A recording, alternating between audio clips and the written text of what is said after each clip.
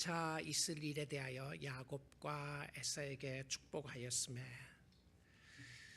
창세기로 돌아와서 27장 25절부터 말씀 읽도록 하겠습니다. 이삭이 이르되 내게로 가져오라. 내 아들이 사냥한 고기를 먹고 내 마음껏 네게 축복하리라. 야곱이 그에게로 가져가매 그가 먹고 또 포도주를 가져가매 그가 마시고 그의 아버지 이삭이 그에게 이르되 내 아들아 가까이 와서 내게 입맞추라. 그가 가까이 가서 그에게 입맞추니 아버지가 그의 옷에 향취를 맡고 그에게 축복하여 이르되 내 아들의 향취는 여호와께서 복주신 밭의 향취로다. 하나님은 하늘의 이슬과 땅의 기름짐이며 풍성한 곡식과 포도주를 내게 주시기를 원하노라. 만민이 너를 섬기고 열국이 내게 굴복하리니 네가 형제들의 주가 되고 내 어머니의 아들들이 내게 굴복하며 너를 저주하는 자는 저주를 받고 너를 축복하는 자는 복을 받기를 원하노라. 아멘. 하나님의 말씀이었습니다. 오늘 좋은 아침 또 맑고 화창한 일기 가운데 오신 일부 예배 오신 여러분 환영합니다. 우리 앞뒤 옆 사람들에게 한번 샬롬 인사 나누겠습니다. 샬롬입니다. 네. 잘 오셨습니다. 우리 하나님 말씀 이 시간 함께 듣기 원합니다. 여러분 모든 일을 시작할 때에 무슨 일을 하던 시작을 잘하는 것이 중요합니다. 그래서 우리말에 시작이 반이라고 하는 표현이 있죠. 첫 단추를 잘못 꿰어지게 되면 그 다음 단추들은 다 잘못 꿰어지게 됩니다. 그러나 시작을 잘한다고 해서 모든 사람이 끝을 잘하는 것은 아닙니다. 근데 끝을 잘하기 위해서 반드시 필요한 것은 시작을 잘해야 합니다. 시작을 잘했다고 해서 길을 다 잘 가는 것은 아닙니다. 중간에 우리는 잘못된 길로 가기도 하고요. 가시밭길을 걷기도 하고 가지 말아야 할 길을 우리가 걸어갈 때도 있습니다. 우리가 예수를 믿고 순례자의 길을 가는 상황 속에서 영적 신앙생활을 잘하기 위해서 중요한 요소 중에 하나는 시작을 잘하는 겁니다. 혹시 실패가 두려워서 시작을 하지 않았으면 다시 시작하기를 원합니다. 우리가 예수님과 함께 시작했으면 우리의 끝은 예수님과 함께입니다. 그리고 그 중간에도 예수님과 함께 동행하면 되는 것이죠. 그런데 여러분 믿음의 사람들이 항상 믿음의 길을 걷는 것 아닙니다.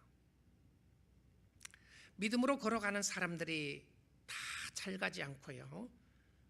넘어질 때도 있고 쓰러질 때도 있고 믿음의 조상들을 보더라도 다 넘어져 본 경험이 있는 사람들이었습니다. 실패의 경험을 한 사람들이었어요. 원래 우리 교회 주제가 축복의 통로로라고 하는 주제를 잡았는데요. 축복의 통로로 쓰임받은 모든 사람들은 믿음의 사람이었어요. 그래서 믿음이 참 중요했습니다. 믿음이 없이는 하나님을 기쁘시게 할 수 없고 하나님께 향한 믿음이 있는 사람은 하나님을 기쁘시게 하고 하나님 앞에 순종하고자 하는 마음을 가지게 됩니다. 히브리서 11장에 믿음의 사람들이 어떻게 믿음으로 살았는가를 보여주는 말씀이 있는데요. 오늘은 이삭에 대하여 함께 보기 원합니다. 히브리서에서는 많은 것을 이야기할 수 있지만 가장 핵심적인 믿음의 모습들을 한두 가지만 찝어서 이야기를 합니다. 이삭의 삶을 돌아보면 성경의 모습을 보게 되면 그가 180세까지 살았습니다. 180세까지 살았던 믿음의 여정 가운데 히브리서가 성경이 이야기해주고 싶은 믿음의 모습이 그곳 가운데 있었어요. 많은 상황 가운데 믿음의 모습을 이야기한다면 어떤 모습이 있을까? 여러분의 인생 여정을 한번 돌아보시면서 어떤 분은 어릴 때부터 신앙생활 하신 분들이 계세요. 60년, 70년 하신 분들도 계시고요. 또 어떤 분들은 믿음의 여정이 짧은 분들도 계시는데 여러분의 인생의 믿음의 여정을 오늘 이 순간 한 단어를 사용한다면 어떤 단어를 쓸 것 같아요? 히브리서 기자가 고백한 것처럼 나에 대한 믿음의 여정을 쓴다면 어떤 단어가 나에게 어울릴 것인가? 말씀, 기도, 전도, 봉사, 헌신, 예배 다 믿음의 모습에서는 중요한 모습입니다. 180년의 여정을 살았던 이삭의 삶 속에 믿음의 여정을 이야기하고 있는 한 단어가 있습니다. 히브리서 11장 20절을 봅니다. 믿음으로 이삭은 장차 있을 일에 대하여 야곱과 에서에게 축복하였으며, 자, 이삭의 삶 가운데 20절 한 구절밖에 없습니다. 히브리서 기자는 이삭에 대한 180여 년 동안의 믿음의 여정을 이야기하고 있는 한 단어가 축복이라고 하는 단어입니다. 그의 인생에 가장 중요했던 것은 축복했다는 겁니다. 누구를 축복했습니까? 이삭은 야곱과 에서를 축복했습니다. 야곱과 에서가 누구입니까? 이삭의 두 쌍둥이 아들이었습니다. 아니, 우리는 질문을 하지 않을 수가 없습니다. 아니, 쌍둥이 아들, 두 아들, 자기 아들 축복했던 것이 무엇이 그렇게 대단하다고 믿음의 여정에서 가장 중요한 단어를 썼을까라고 하는 말입니다. 자녀를 축복하지 않을 부모가 어디에 있겠습니까? 내 자녀가 복받기를 원하는 그 자연스러운 마음을 갖지 않는 부모가 어디에 있겠습니까? 그런데 성경은 오히려 자연스러울 것 같은 이 상황 속에서 우리에게 귀한 질문을 던지게 합니다. 만약에 내 자녀를 축복하고 내 자녀가 잘 되기를 원하는 것이 자연스러운 모습이라면 이것은 믿음이 필요 없습니다. 믿음이 요구되지 않는 것이죠. 그렇지 않습니까? 제 아들 잘 되기를 원하고 제 딸 잘 되기를 원한다고 하는 것은 아버지로서 아빠로서 당연한 건데 무슨 믿음이 필요해요? 그냥 축복하면 되는 거죠. 여러분의 자녀들을 축복하는 건 무슨 믿음이 필요하겠습니까? 그래서 성경은 이 배경 속에서 왜 이것이 믿음의 모습이었는가를 성경은 설명하고 있습니다. 여러분, 내가 하고 싶은 것을 하고 원하는 것을 하는 것은 믿음이 아닙니다. 믿음이 필요 없는 것이죠. 그렇죠? 믿음이 없어도 내가 자연스럽게 하는 거죠. 그 믿음이 필요하지 않아요. 내가 사랑하고 싶은 사람 사랑하는 것 믿음이 필요하지 않아요. 사랑하면 되는 겁니다. 내가 미워하는 사람 미워하는 것 이거는 믿음이 필요 없어요. 미워하면 되는 거예요. 그런데 내가 미워할 수밖에 없는 사람인데 사랑하는 거에 있어서는 믿음이 필요합니다. 무슨 말씀인지 아시겠죠? 나는 미워하는 게 당연한 마음이에요. 저 사람은 나인데 그럴 수가 없어요. 그 사람을 미워할 수밖에 없는데 성경의 말씀을 붙잡고 내가 그 사람을 사랑하겠다고 하면 무엇이 필요하냐면 나에게 믿음이 필요하다는 거죠. 자, 그러면 다시 본문 말씀을 보게 되면 이삭이 야곱과 에서를 축복했다고 하는 이 단어는 믿음의 역사였습니다. 믿음으로 그들을 축복했다는 겁니다. 여러분, 믿음은 인간적인 방법으로 자연스럽지가 않아요. 매우 부자연스럽습니다. 우리의 어떤 하나님 앞에 나가는 헌신적인 모습이 없이는 믿음의 역사를 하기가 쉽지 않는 모습을 보게 됩니다. 자, 그렇다면 이 상황 가운데 이삭이 야곱과 에서를 축복했던 이 부분이 왜 믿음이 요구됐는지를 성경을 통해서 살펴보기 원합니다. 이삭은 사실 누구를 축복하고 싶었느냐 하면 쌍둥이 아들 중에서 큰 아들 에서를 축복하고 싶었어요. 여러분, 성경의 배경을 잘 아는 것처럼 이삭은 65세 때에 아이를 갖게 되죠. 65세 때 아이를 갖게 되는데 이삭도 늦게 자녀를 갖습니다. 그런데 쌍둥이 아이를 가지게 됐어요. 쌍둥이 자녀를 가지게 되면서 첫 번째 아들이 이삭이었고요. 에서였고 두 번째 아들이 야곱이었습니다. 그런데 에서가 먼저 태어났기 때문에 장자권은 에서에게 있는 것이죠. 이삭은 자기 생각대로 자기의 이치대로 하는 것이 매우 자연스러웠습니다. 여기에 대한 배경을 창세기 27장 1절부터 4절 말씀을 보도록 하겠습니다. 이삭이 나이가 많아 눈이 어두워 잘 보이지 못하더니 맏아들 첫째 아들 에서를 불러 이르되 내 아들아 하며 그가 이르되 내가 여기 있나이다 하니 이삭이 이르되 내가 이제 늙어 어느 날 죽을런지 알지 못하니 그런즉 내 기구 곧 화살통과 활을 가지고 들에 가서 나를 위하여 사냥하며 내가 즐기는 별미를 만들어 내게로 가져와서 먹게 하여 내가 죽기 전에 내 마음껏 네게 축복하게 하라. 자, 이때의 이삭의 나이가 학자들에 의하면 137세였다고 합니다. 137세였어요. 근데 이삭이 180세까지 살았으니까 사실은 자기는 이 137세 될 때에 이삭이 곧 죽을 줄 알았어요. 그런데 하나님은 덤으로 43년 동안이나 더 살게 해주셨습니다. 근데 성경은 이 당시에 이삭이 눈이 어두웠다라고 하는 부분을 강조합니다. 실질적으로 이삭이 이 당시에 육신적으로 눈이 어두워서 자기 아들을 분별하지 못했던 것 같아요. 그래서 목소리를 듣고 아니면 팔을 만짐으로 아들을 구별할 수가 있었는데요. 이 이삭의 눈이 어두웠다는 것은 단순히 육적인 눈만 어두웠던 것이 아니고 영적으로도 그 당시에 눈이 어두웠던 것을 보게 됩니다. 믿음의 사람인 이삭은 약속의 아들로 축복받은 가정에서 태어났어요. 그런데 그는 살아가면서 믿음으로 잘 살지 않았습니다. 여러분, 이삭의 여정을 생각을 하면 믿음의 가문에서 태어났기 때문에 믿음을 잘 지켰을 것이라고 생각하지 않으세요? 아버지 아브라함을 통하여 믿음으로 사는 것이 무엇인지를 배웠습니다.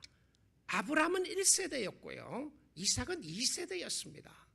그러니까 1세대는 믿음이 무엇인지 잘 모르고 갔던 세대였고, 이삭은 아버지가 태어나고 난 이후부터 믿음의 가정에서 자랐던 2세대였는데요 그의 아버지 100세에 그의 어머니 90세에 기적으로 얻은 아들이었습니다.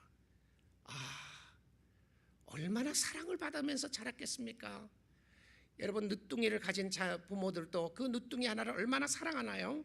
근데 이게 늦둥이가 아니죠. 첫 번째 아들이었습니다. 첫 번째 아들인데 낳을 수가 없는데 기적적인 역사로 이 아이를 낳게 되고요.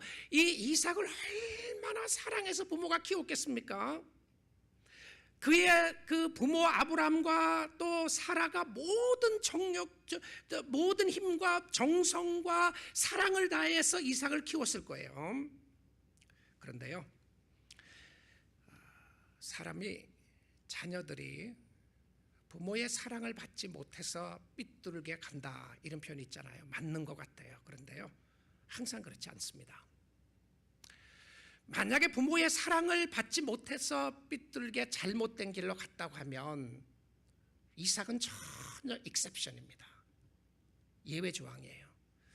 우리 사랑하는 성도 여러분, 혹시 여러분이 믿음의 가정에서 태어나시고 믿음의 여정을 걸으시다가 여러분 자녀가 믿음의 여정을 걷지 않는 것 때문에 너무 괴로워하시나요? 여러분, 너무 자신을 비탄하지 마세요. 내가 뭘 잘못해서 우리 아이들 잘못됐나? 여러분, 자신을 돌아보는 건 좋은 겁니다. 그럼에도 불구하고요, 여러분의 신앙이 아니면 여러분이 사랑하지 않아서만 자녀가 잘못되는 거 꼭 그런 것은 아닙니다. 성경을 보더라도 아니에요. 부모가 자녀를 사랑하고 부모가 자녀를 위하여 헌신하고 하는 건 너무 좋은 것임에도 불구하고 내가 뭔가를 잘못했기 때문에만 자녀들이 잘못된 길로 가는 것은 아닌 것 같아요. 정말 믿음의 부모들이 믿음으로 양육하고 싶음에도 불구하고 자녀들이 잘못 가는 경우들이 있어요. 근데 저는 이 말씀을 보면서요, 이삭의 여정을 생각을 해보니까 아버지 어머니가 아브라함과 사라가 정말 믿음의 가문으로 아이를 키웠음에도 불구하고 이삭은 그렇게 믿음으로 살지 않았어요. 하나님을 잘 섬기며 살지 않았습니다. 이삭은 부모의 사랑만을 받은 것이 아니었습니다. 이삭은 하나님의 사랑을 듬뿍 받은 사람이었어요. 그랬으면 약속을 잘 지키며 살았을 것 아니겠습니까? 그렇지 않았어요. 이삭은 아버지 아브라함이 모리아산에서 자신을 희생제물로 바치려고 할 때에 죽을 뻔했던 사람이었습니다. 그리고 그 현장에 있었어요. 그런데 아브라함은 자기의 아들 이삭을 살려주신 것에 대하여 양을 준비하신 하나님에 대해서 감사 찬양이 나오는데요, 창세기 22장에 보게 되면 이삭에 대해서 한마디 말이 없어요. 이삭이 하나님 감사합니다, 아버지 너무 고마워요, 아버지 그럴 수 있나요, 어떻게 나를 죽이려고 그랬죠, 하나님 감사합니다, 아버지는 죽이려고 그랬는데 하나님이 살려주셨군요. 아마 그랬어야 될 것 같은데 그런 내용의 이야기가 아무것도 없습니다. 이삭이 얼마나 기뻤겠습니까? 얼마나 감사했어야 될 상황이었습니까? 하나님, 내가 평생 주님을 섬기겠습니다, 우리 아버지 하나님 진짜 멋있는 하나님이시군요. 그런데 그런 모습이 기록이 없어요. 그런데 이삭이 영적으로 눈이 어두웠다는 것을 무엇으로 증명을 할 수 있겠습니까? 이삭은 자기의 경험과 세상의 풍습대로 살았어요. 그러니까 하나님의 가정에 태어나서, 약속의 가정에 태어나서 그냥 자기 풍습대로, 세상 풍습대로 행하며 살았습니다. 자, 그 모습이 무엇이었냐면, 성경은 쌍둥이 아들들이 태어나기 전에 하나님이 말씀하셨어요. 뭐라고 말씀하셨느냐요? 창세기 25장 23절입니다. 여호와께서 그에게 이르시되 두 국민이, 민족이 내 태중에 있구나, 두 민족이 내 복중에서부터 나누이리라. 이 족속이 저 족속보다 강하겠고 큰 자가, 첫 번째 태어난 자가 어린 자를 섬기리라 하셨더라. 물론 이 배경을 보게 되면 이삭에게 한 이야기가 아니고 이삭의 아내 리브가에게 했습니다. 그럼에도 불구하고 이삭은 나는 이 이야기를 하나도 몰랐다고 말할 수 있는 근거는 없는 것 같아요. 자, 이 말씀을 전에 들었는데 이 말씀 속에 하나님의 주권적인 선택은 야곱에게 있었습니다. 장자의 축복은 하나님이 야곱에게 주었어요. 하나님의 강권적인 말씀이 있었고 하나님의 말씀이 역사하는 모습이 있었는데요, 이 말씀을 해석한 곳이 신약 성경에 나옵니다. 이 배경을 가지고요, 이 말씀을 해석한 것이 로마서 9장인데요 로마서 9장 한번 보겠습니다. 바울이 이 배경을 이렇게 해석을 합니다. 그 자식들이 아직 나지도 아니하고, 태어나지 않는다는 거죠, 아무 선이나 악을 행하지 아니한 때에 택하심을 따라되는 하나님의 뜻이 행위로 말미암지 않고 오직 부르신 이로 말미암아 서게 하려 하사. 자, 이 말씀을 11절 다시 봅니다. 한번 보시면요, 자, 하나님의 선택의 근거를 설명하면서 그 선택은 부르심이었습니다. 부르심의 근거는 믿음이 아니었고요, 부르심의 근거는 우리에게 어떤 선행도 아니었고 착한 행실도 아니었고 하나님을 믿을 만한 근거와 하나님을 믿을 만한 상황이 있었던 것도 아니었습니다. 하나님이 왜 야곱을 택하시고 에서를 택하지 않았는가? 그거는 하나님의 주권적인 섭리였어요. 야곱이 잘나서 그랬습니까? 아니었어요. 아니었다는 것을 성경은 누누이 강조했어요. 어떤 의미로 생각하면 에서보다 야곱이 더 세상적으로 악한 거짓말하는 사람이었어요. 그럼에도 불구하고 하나님이 하시고 싶은 이야기는 무엇이었냐면, 태어나기 전에 무슨 선이나 악을 행하기 전에 택하심을 받았다. 여러분, 그래서 기독교는 선택이 매우 중요합니다. 하나님의 택하심이요, 이 하나님의 택하심은 우리의 근거에, 우리의 어떤 선행에 아무런 근거가 없어요. 왜 나 같은 죄인을 구원하신지 하나님 알 수가 없습니다. 왜 나를 부르셨는지 하나님 알 수가 없습니다. 내가 잘나서 구원받은 것 아니고, 내가 가진 것이 많아서 하나님이 나를 사랑한 것도 아니고, 내가 아무것도 없기 때문에 하나님이 나를 사랑하지 않는 것이 아니라는 근거가 무엇이었냐면 하나님의 택하심이었어요. 하나님이 오늘 예수 그리스도 안에서 여러분을 선택하시고 축복하시고 인도하시고 이곳에 부르신 줄 믿습니다. 이거는요, 진짜 은혜를 이야기하는 사람은, 진짜 은혜를 아는 사람은 택하심을 아는 사람들입니다. 왜냐하면 그 택하심 속에 아무런 조건이 없다는 것을 알기 때문에 그래요. 아무런 조건이 없어요. 자, 그리고 그 다음 구절 보겠습니다. 12절을 봅니다. 리브가에게 이르시되, 자, 이때는 리브가에게 했다는 말을 정확하게 표현을 해요. 큰 자가 어린 자를 섬기리라 하셨나니, 큰 자가 첫째 아들이었죠. 에서가 어린 자 야곱을 섬길 것이라고 이야기를 했는데, 자, 이 부분 속에서 말라기서에 나오는 말씀을 애드하고 있습니다. 13절 보시겠습니다. 기록된 바 내가 야곱은 사랑하고 에서는 미워하였다 하심과 같으니라. Jacob I loved, Esau I hated. How could this be possible? 그렇죠? 어떻게 이런 것이 가능해요? 하나님이 Jacob I loved, 에서는 야곱은 사랑하고 Esau I hated. 그래서 사람들이 많은 이야기를 해요. 이 hate이라고 하는 단어는 진짜 hate한 것이 아니다, 뭐 여러 가지 설명을 함에도 불구하고 이 표현 속에 나오는 것은 하나님의 주권적인 선택은 야곱이었다고 하는 것에 대해 의심할 여지가 없습니다. 자, 그렇다면 여러분이 이런 표현할 것 같아요. 다음 질문이 뭐겠습니까? 하나님 불공평합니다. 불공평합니다. 하나님 이럴 수 있습니까? 그런 질문 하시죠. 그 질문이 바로 로마서 14절에 연결해서 질문을 하고 있는 질문이에요. 그 질문하는 거 잘한 거죠. 하나님의 불의가 있느냐?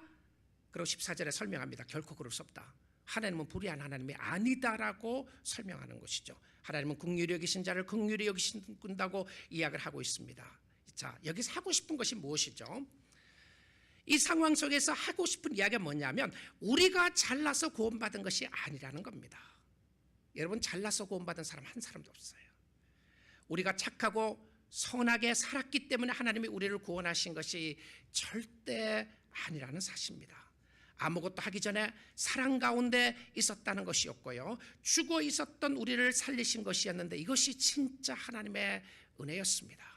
여러분, 여기 계신 모든 분들, 하나님의 말씀을 듣고 있는 진실한 하나님의 자녀들은 모두 다 하나님의 은혜로 구원의 반열에 들어선 줄 믿습니다. 그 은혜에 감사하십시오. 자, 두 번째로요. 두 번째, 이삭의 눈이 어두웠던 것은 에서가 이미 장자권을 팥죽 한 그릇에 야곱에게 판 후였습니다. 그러니까 지금 27장의 말씀이 그 전에 이미 26장에서 팔았어요. 그런데 여러분, 성경에서요, 에서에 관한 이야기를 할 때마다 하는 표현이 있습니다. 뭔지 아세요? 장자권을 우습게 여겼다는 겁니다. 이것은 단순히 장자권이 그냥 뭐 처다들의 축복이 무엇이 중요하냐, 그게 아니었어요. 이 장자권의 축복을 보게 되면 성경적인 의미로 설명하고 있는 것은 무엇이냐면 구원이었어요. 구원을 우습게 여겼다는 거예요.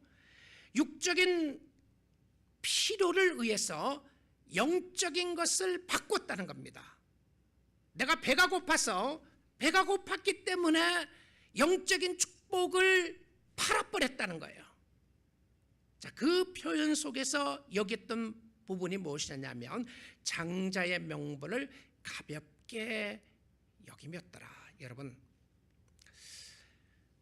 세상이 아무리 힘들고 경제적으로 어렵고 건강적으로 힘들고 상황이 어렵고 힘들어도요, 여러분, 신앙을 잘 지키셔야 합니다. 믿음 파시면 안 돼요. 예수 파시면 안 됩니다. 예수 우습게 여기면 안 됩니다. 하나님의 자녀들은 영적으로 사는 것을 중요하게 생각하고 믿음 붙잡고 사는 사람들이었어요. 자, 셋째는 이삭의 눈이 어두웠다고 하는 셋째의 증거는 무엇이었냐면 에서가 헷 여인과 결혼한 이후였습니다. 이미요. 근데 헷 여인과 결혼한 것은 에서에게는 굉장히 치명적인 잘못이었는데요, 이 선택의 가문을 파괴한 거죠. 이미요. 왜냐하면 선택의 가문에 있기 위해서는 약속의 가문에 있는 자녀들과 결혼하도록 되어 있었어요. 그런데 이방 여자를 데리고 결혼을 하게 되었습니다. 다른 이야기로 하면 죄의 모습을 생각하게 되고 죄의 선상에서 죄와 함께 동거했다는 겁니다. 하나님을 버렸어요. 자, 근데 진짜 이삭의 문제는요, 계시된 하나님의 말씀을 경솔히 여겼던 것이었습니다. 말씀을 우습게 여겼어요. 이런 사실을 알았음에도 불구하고 이삭은 에서를 축복하려고 했습니다. 자연스러운 방법으로요. 근데 믿음의 역사는 늘 대반전을 이루게 합니다. 축복의 통로로 쓰임받기 위해서는 반드시 하나님의 말씀 앞에 꺾여지는 역사가 있게 됩니다. 우리의 육신적인 생각과 계획으로는 믿음으로 살 수가 없습니다. 축복의 통로로 쓰임받기 위해서는 하나님의 뜻 앞에 우리 자신을 굴복시켜야 합니다. 내가 자연스러운 방법대로 자연스러운 모습대로 하고 싶은 대로 하는 것은 결코 믿음이 필요하지 않아요. 믿음의 역사는 하나님 내가 틀렸고 주님이 옳습니다. 주님의 길을 가면 안 될 것 같아요. 주님의 길을 가면 내가 어려움을 당할 것 같아요. 그럼에도 불구하고 주님의 뜻을 따르겠습니다. 주님이 옳기 때문에 그렇습니다. 이게 믿음의 역사였어요. 믿음의 위대한 사람들은 하나님 앞에 서렌더를 할 줄 아는 사람이었습니다. 항복할 줄 아는 사람이었어요. 수없이 잘못을 했음에도 불구하고 오늘 하나님께 나아가면 오늘 나가는 오늘 이 시간이 기회입니다. 오늘이 기회예요. 이삭은 40세에 결혼을 하고 그리고 60세에 쌍둥이 아들을 얻게 되었어요. 그리고 137세가 되어서 그의 삶이 완전히 꺾여지는 역사가 있게 됩니다. 와, 대단했죠. 그 믿음의 여정을 살아나가는 동안에 137년이라는 시간이 필요했습니다. 하나님은 덤으로 47년을 더해 주셨고요. 참 하나님의 인내가 대단하시죠. 그래서 여러분 쉽게 사람들 판단하지 마세요. 왜 그러냐면 오늘 믿음의 걸음으로 안 걷는다고 해서 그 사람 믿음의 사람이 아니라고 말할 수 없어요. 이삭과 같은 사람은 수많은 시간을 지나고 난 이후에 하나님 앞에 서렌더하고 꺾여지게 됩니다. 그렇다고 해서 이삭이 하나님을 안 섬겼다고 말할 수는 없어요. 근데 하나님의 뜻에 굴복하는 데 있어서는 시간이 많이 필요했습니다. 하나님이 대단하십니다.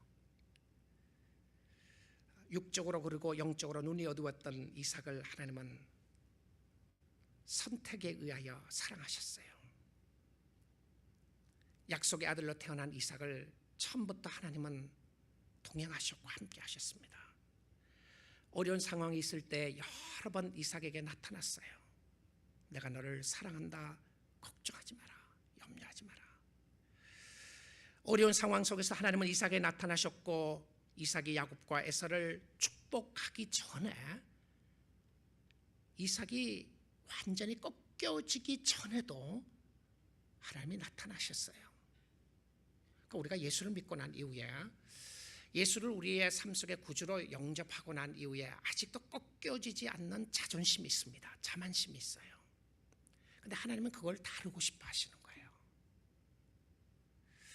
여러분의 삶 속에 꺾여지지 않는 자존심 있죠? 하나님 그걸 다루고 싶어 하세요. 자, 창세기 26장 24절입니다. 자, 이 부분이 야곱이 꺾여지기 전입니다. 이삭이요. 이삭이 꺾여지기 전이었는데 26장 24절입니다. 그 밤에 여호와께서 그에게 나타나 이르시되 나는 네 아버지 아브라함의 하나님이니 두려워하지 말라. Fear not, fear not, do not be afraid. 내 종, my servant Abraham, 내 종 아브라함을 위하여 내가 너와 함께 있어 내게 복을 주어 내 자손이 번성하게 하리라 하신지라. 내 종 아브라함을 위하여, 예수를 위하여, 예수 때문에, 내 종 예수 때문에 내가 너를 축복하노라. 그런 표현이죠. 그런 말씀이었어요. 하나님이 이삭에게 나타나서 이삭아, 야, 너 좀 정신 좀 차려라. 그렇게 하지 않았어요. 야, 너 아직도 못 믿겠느냐? 그렇게 하지 않았어요. 이삭아, 두려워하지 말라. 두려워하지 마라. 살아가면서 많은 두려움이 있죠. 그렇죠? 두려움이 있어요. 환경 때문에 두렵고, 사람 때문에 두렵고, 무시당할까봐 두렵고, 실패할까봐 두렵고, 내 자존심이 상할까봐 두렵고, 그래서 우리는 믿음으로 살지 않습니다. 믿음으로 살아야 함에도 불구하고 우리가 생각하는 대로 그냥 살아갑니다. 믿음으로 살면 안 될 것 같다는 생각이 우리의 마음 가운데 많이 있기 때문에 그렇습니다. 내 종 아브라함을 위하여 네게 복을 주어 너에게 번성하게 하리라. 이삭은 사실 끝까지요 에서에게 장자의 축복을 주고 싶었습니다. 어떤 의미로 생각하면 당연한 결과이죠.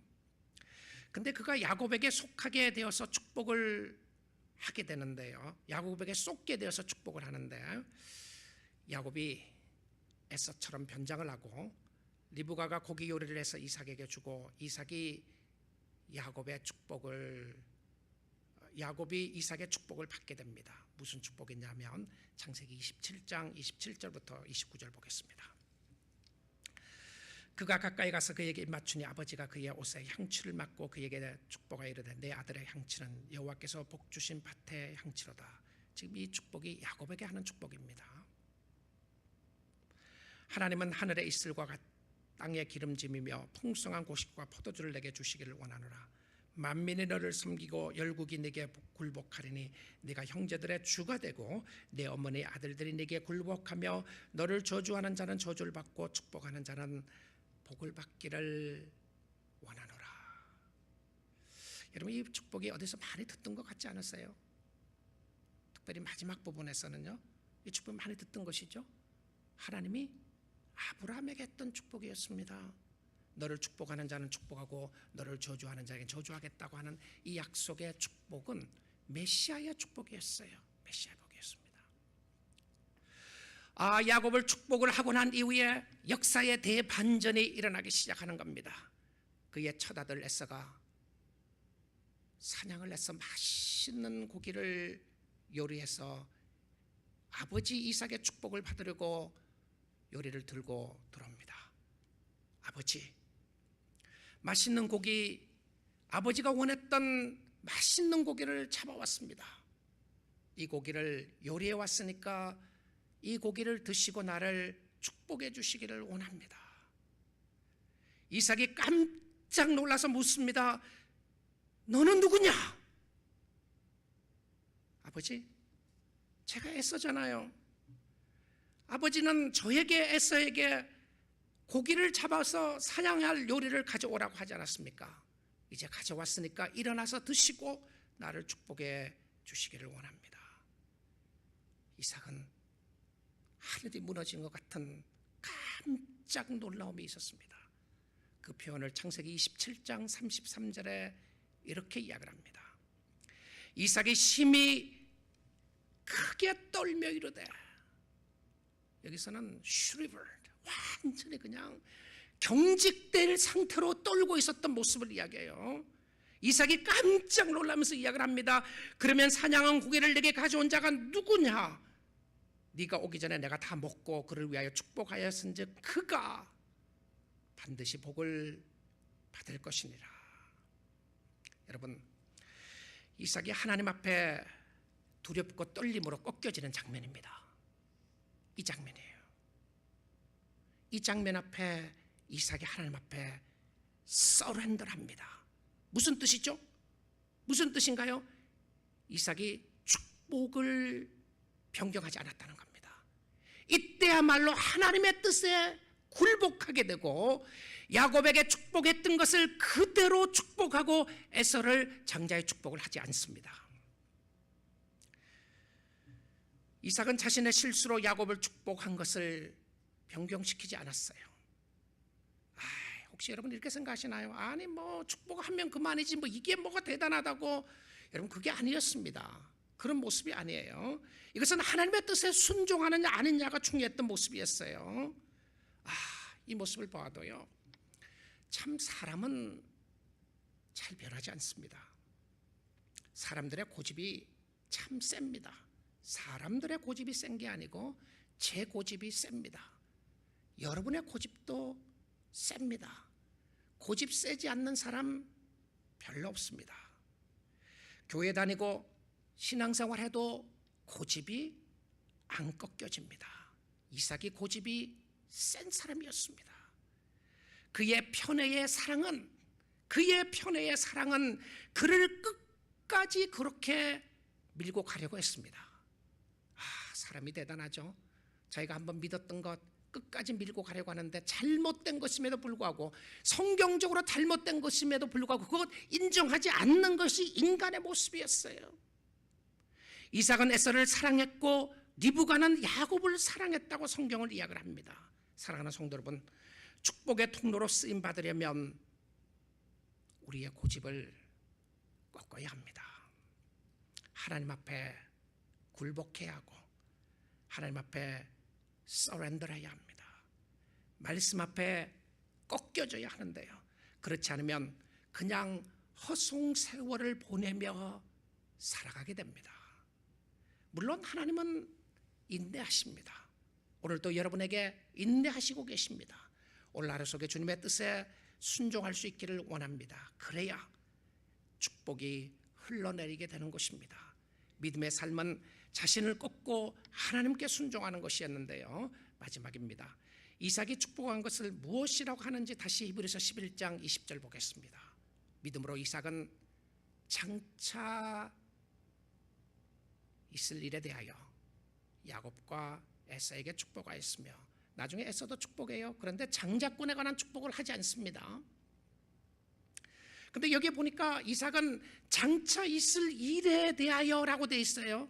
무슨 의미죠? 이건 미래형입니다. 여러분에게 자녀에게 축복을 하느냐 아니냐, 이게 아니에요. 유산을 물려주느냐, 이게 아니었습니다. 자녀를 사랑하지 않는 부모가 어디 있겠습니까? 그런데 이삭의 축복은 장차 있을 일에 대한 축복이었습니다. 장차 있을 일이 무엇이었나요? 메시아에 관한 축복이었습니다. 메시아에 관한 축복. 메시아의 가문에 하나님의 축복이 임하기를 되는 것을 보여주고 있었는데요, 이삭과 야곱을 통하여 예수 그리스도가 탄생하게 되었습니다. 세상적인 복이 아니었고 영적인 복이었습니다. 메시아를 통하여 오는 축복이었고 예수를 통하여 오는 복이었습니다. 예수를 축복하는 자는 축복을 받고 예수를 저주하는 자는 저주를 받는다. 예수 믿는 자에게 주시는 하나님의 강권적인 축복이었어요. 사랑하는 성도 여러분 예수님 잘 믿고 예수님 앞에 서렌더 하시고 예수님으로 인하여 축복의 통로로 다 쓰임받을 수 있기를 원합니다. 여러분, 자녀를 위해서 기도하십시오. 자녀를 위해서 기도하는 기도 중에 가장 중요한 핵심적인 기도 중에 하나가 영적인 축복의 통로가 되는 것입니다. 혹시 여러분 자녀가 주님을 믿지 않는다고 해서 너무 절망하지 마시고요, 혹시 여러분의 자녀가 유아세례를 받았고 하나님의 자녀였다면 너무 염려하지 마시고 더 기도하세요. 어떤 때는 시간이 필요할 때가 있어요. 하나님이 그 자녀들을 통하여 역사하시는 하나님의 역사가 있음을 보게 됩니다. 여러분, 하나님의 뜻 안에서 영적으로 축복의 통로로 쓰임받을 수 있기를 원하고, 오늘 우리의 부족함에도 불구하고 하나님이 우리를 선택하셨기에 오늘도 버리지 아니하시고 인내하시고 기다려주시고, 사랑하는 아들아, 사랑하는 딸아, 두려워하지 말라. 내가 너와 함께함이니라. 그 하나님의 사랑에 감사하여 굴복하고 주를 섬기는 주의 백성들이, 주의 자녀들이 다 될 수 있기를 주님의 이름으로 축복드립니다.